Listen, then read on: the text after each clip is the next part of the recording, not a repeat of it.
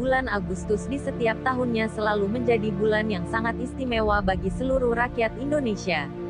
Alasannya sederhana, yaitu Hari Kemerdekaan Republik Indonesia ya.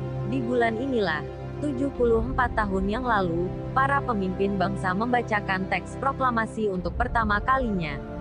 Secara tidak langsung menjadikan bangsa Indonesia sebagai negara yang merdeka, tidak lagi berada di bawah kekuasaan negara manapun, dan terbebas dari penjajahan. Tentu saja, butuh waktu yang tidak sebentar bagi bangsa Indonesia, hingga akhirnya sampai di momen paling penting dalam sejarah ini. Dimulai dari dibentuknya BPUPKI, lalu berganti menjadi PPKI, perdebatan antara golongan tua dan muda, hingga akhirnya berkibarlah sangsaka merah putih di langit Indonesia. Teks proklamasi yang telah dirumuskan sebelumnya oleh Ir Soekarno DKK menjadi bukti tertulisnya. Namun, tahukah kalian bahwa di dalam proses yang panjang itu ternyata tersimpan banyak cerita? Ya, ada beberapa fakta menarik tentang Hari Kemerdekaan RI yang perlu kita ketahui sebagai anak bangsa. Berikut 5 di antaranya.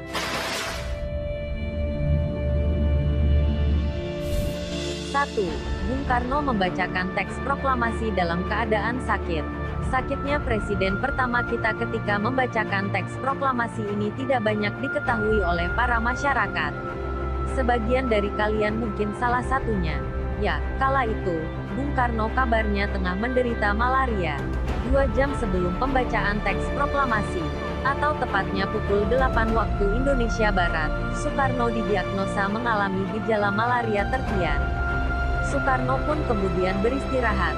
Setelah disuntik dan diberi obat, ia memimpin upacara proklamasi pada pukul 10 waktu Indonesia Barat, dengan penuh semangat. Karena sakitnya ini jugalah Soekarno tidak berpuasa pada hari tersebut, padahal Hari Kemerdekaan Indonesia bertepatan dengan bulan suci Ramadan. Usai upacara proklamasi kemerdekaan, Soekarno yang masih sakit lalu segera kembali ke kamar tidurnya. 2. Ukuran bendera yang terlalu kecil.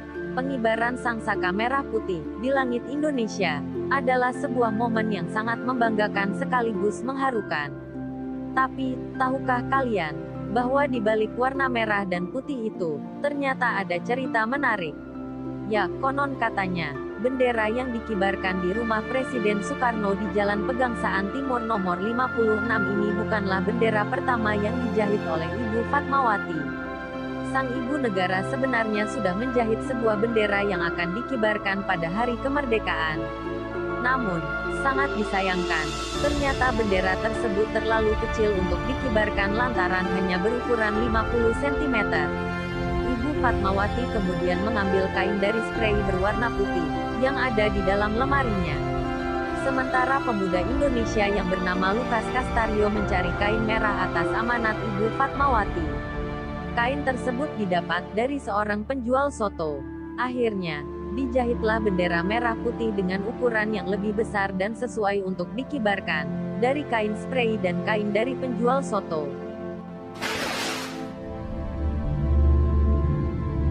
3. Naskah proklamasi hilang jelang pembacaan. Sebuah kejadian unik dan membuat sedikit paniki ini terjadi menjelang pembacaan proklamasi kemerdekaan Republik Indonesia.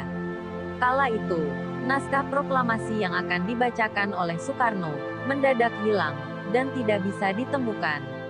Untungnya, naskah tersebut sudah disalin oleh Sayuti Melik sebelum akhirnya dibacakan oleh Bung Karno.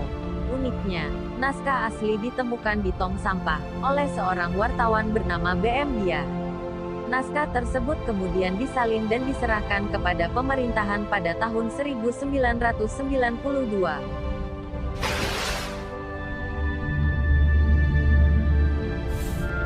4. Rekaman proklamasi bukan suara asli Bung Karno. Sebagian dari kita mungkin pernah mendengar sebuah suara yang membacakan naskah proklamasi kemerdekaan Republik Indonesia. Itu memang suara Bung Karno, hanya saja bukan suara asli ketika teks itu pertama kali dibacakan. Rekaman pembacaan naskah proklamasi yang beredar saat ini di YouTube maupun sosial media lainnya adalah rekaman ulang suara Bung Karno di tahun 1951, yang kemudian dikirimkan ke Lokananta pada tahun 1959. Hal ini dilakukan karena sebenarnya tidak ada dokumentasi resmi saat pembacaan teks proklamasi di tahun 1945.